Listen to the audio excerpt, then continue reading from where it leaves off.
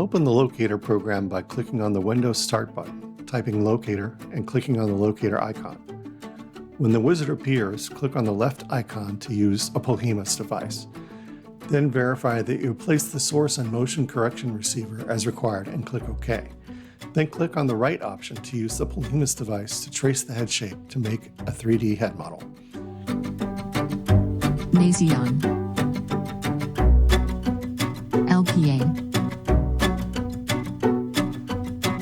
RPA. The fiducials have been digitized. Now you can begin tracing the head shape.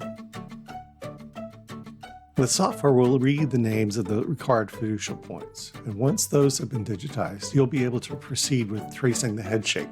Press and hold the stylus button while you move the stylus across the head. If you want to pick up the stylus and move it to a different location, release the stylus before you move the stylus away from the head surface, and press and hold the stylus button again when you're ready to resume tracing. We recommend keeping the rubber stylus tip cover on while tracing the head surface. Also, angling the stylus and dragging the tip behind the stylus body will reduce the drag on the tip and allow it to move more smoothly over the head surface. Note that you can trace the head shape either before or after placing the electrode cap on the head.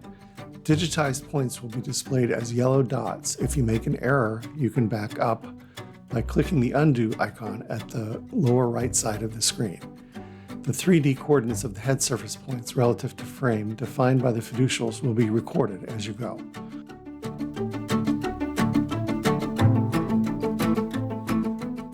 Once you've finished tracing the head, click Stop at the lower right side of the screen.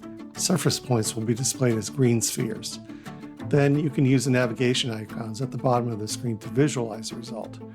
When you're ready to save the result, click File, Save Head Shape As, navigate to the location in which you want to save the probe file, provide a name, and click Save.